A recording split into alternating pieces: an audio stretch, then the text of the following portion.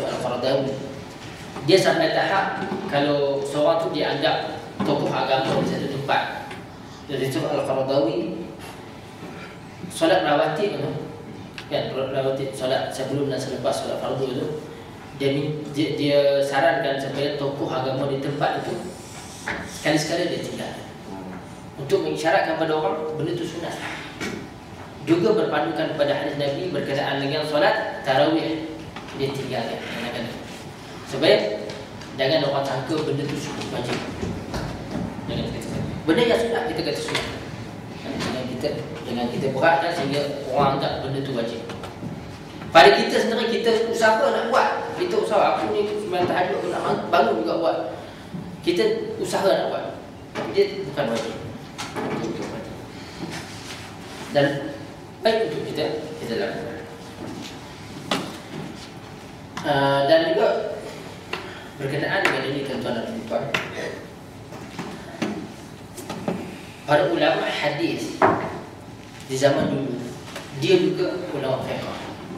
Masalah kita sekarang adalah ulama fiqh dan ulama hadis berbeza.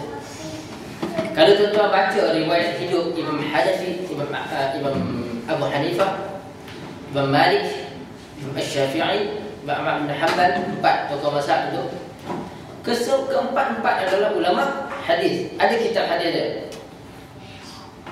Kalau Imam Malik, apa kitab hadis dia yang terkenal? Muwatta. Kitab Muwatta, kitab hadis. Kalau Imam Ahmad bin Hanbal, kitab Musnad Ahmad, kitab hadis. Kesemua para ulama dia merupakan ulama-ulama hadis. Imam Syafi'i dia ada banyak kitab-kitab hadis dia. Salah satu yang terkenal adalah Isma' Ar-Rijal, di mana dibukukan nama perawi hadis dengan sejarah ringkas riwayat hidup mereka. Itu dikenali siapa perawi-perawi ini, sama dia siqah ataupun tidak. Okay, dan juga riwayat hidup dia supaya nak ditentukan rawi ini bertemu tak dengan rawi ini. Pentinglah Isma' Ar-Rijal ini. Jadi keempat-empat para ulama ini merupakan ulama hadis. Masalah kita sekarang adalah ulama fiqh yang dia bab hadis tak berbakar. Bukan pakar, tapi dia tak faham bab hadis. Pentingnya untuk seorang ulama fiqh itu tahu berkenaan dengan takhrij hadis ini adalah sebab dia nak menentukan tahap hadis itu boleh tak digunakan sebagai sumber hukum. Hadis itu sahih ke, hasan ke, dhaif ke, maudhu' ke. Sebab itu kadang-kadang orang berhukum dengan hadis-hadis yang bukan pada peringkat sahih dan hasan. Besok kita bincang lebih banyak. Cuma saya nak sebut di sini, itu masalah kita zaman kita akhir ini. Tak sama dengan zaman dulu. Zaman dulu dia ulama hadis, dia juga dah ulama fiqh. Sekarang ni orang yang membincangkan bab fiqh, dia kurang dari segi pemahaman hadis.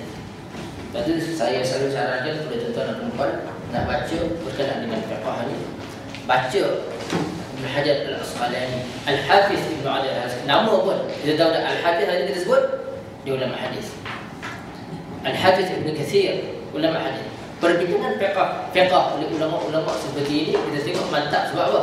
Sebab dia tahu takhrij hadis, kedudukan hadis itu dia tahu. Hadis itu sahih ataupun hasan ataupun dhaif, dan dia tahu macam mana nak berhukum dengan kedudukan hadis-hadis. Masalah kita sekarang itu. Sebab itu tuan-tuan dan puan, tuan-tuan nak baca berkenaan dengan fiqh ini, pilihlah kitab-kitab yang dikarang oleh ulama yang dia mementingkan hadis. Sebab apa?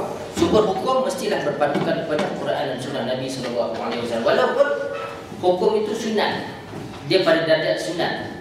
Maknanya buat dapat pahala, tak buat takut. Tapi walaupun begitu, dia mesti juga berpandu kepada hadis yang sahih dan wajib. Itu berkenaan dengan ta'rif ulama fiqh. Kemudian kita ta'rif ulama usul fiqh. Apa beza ulama fiqh dengan ulama usul fiqh? Okay, kita tengok. Ulama usul fiqh membincangkan Rasulullah SAW sebagai seorang yang membawa hukum syarak. Baginda menerangkan kepada manusia peraturan hidup dan meletakkan asas-asas hukum kepada para mujtahid setelah kewafatan baginda. Okay.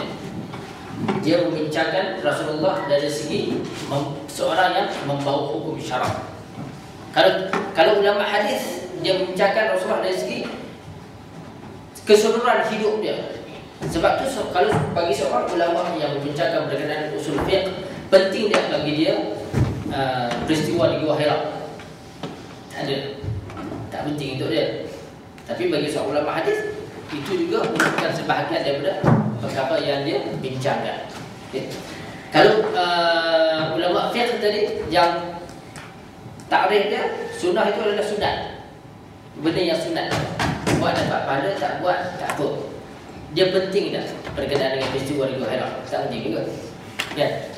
Jadi ulama usul fiqh ini adalah yang membincangkan Rasulullah sebagai seorang yang membawa hukum syarak. Pada dia menerangkan kepada manusia peraturan-peraturan hidup dan meletakkan asas-asas hukum kepada para mujtahid setelah kewafatan. Apa maksud mujtahid? Kita bersama dengan ijtihad. Ya, berijtihad. Apa maksud ijtihad? Berijtihad, orang konsep ijtihad satu konsep.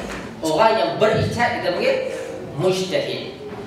Jihad satu konsep. Orang yang berjihad mujahid. Mujahidin kita dengar mujahidin. Orang jahil, orang yang ignorant lah. Jahil itu satu konsep. Orang yang jahil mujahid. Apa dah? Mujahid. Majhul. Orang yang jahil. Saya sebut dia tuan, ada orang dia keliru muhrim dengan mahram. Apa maksud muhrim? Orang yang dalam ihram. Mahram orang yang sedang budak kan, kita tak ada kahwin dah. Tapi dia juga orang kata dia kata dia muhrim saya. Kata dia, saya tak dapat pakai ihram. Biasa. Okey. Biasa. Okey. Mujtahid adalah orang yang berijtihad. Berijtihad ni, besok kita akan dia ada satu tajuk khusus. Ijtihad dia ada orang yang banyak berijtihad. Orang yang banyak berijtihad. Dan dalam hadis Nabi SAW, orang yang berijtihad dia dapat pahala. Orang yang berijtihad dia dapat pahala. Kalau betul ijtihad dia dapat pahala. Dua pahala. Pahala berijtihad dan pahala betul ijtihad dia. Tapi kalau dia berijtihad salah pendapat dia, dapat pahala. Dapat pahala. Satu pahala berijtihad. Tapi orang macam kita tak boleh ijtihad lah. Orang yang berijtihad ni, dia dari segi ayat Quran, Al-Quran, ilmu dia tinggi. Segi hadis, ilmu dia tinggi. Dari segi balaghah, bahasa tu, ilmu dia tinggi. Dari segi perbezaan pendapat dalam bidang fiqh, ilmu dia tinggi. Jadi orang yang begini dia boleh berijtihad. Sebab tu dalam beberapa hal kalau kita baca kitab Dr. Yusuf Al-Qaradawi, dia berijtihad, pendapat dia tak sama dengan ulama-ulama lain sebab dia berijtihad dan dia ada kelayakan untuk berijtihad. Pada mujahid setelah kewafatan baginda. Oleh itu, perbincangan mereka tentang sunnah hanyalah dalam persoalan yang berkaitan dengan hukum syarak. Yang berkaitan dengan hukum syarak sahaja. Lain daripada itu, para ulama usul fiqh dia tak bincang. Usul fiqh. Jadi usul fiqh tadi ulama fiqh tadi dia bezakan kan sunat, wajib dan fardu. Kalau usul fiqh dia merangkumi kesemua. Mereka memberi takrif sunnah sebagai dalil syarak yang bukan mukjizat, dan tidak termasuk di dalam mukjizat. Apa yang mukjizat dia dari dalil syarak tak ada, sebab mukjizat adalah yang berlaku sebagaimana yang berlaku kepada Rasulullah SAW. Jadi dia tak berlaku dari syarak. Sebab tu kalau orang kata wali tu dia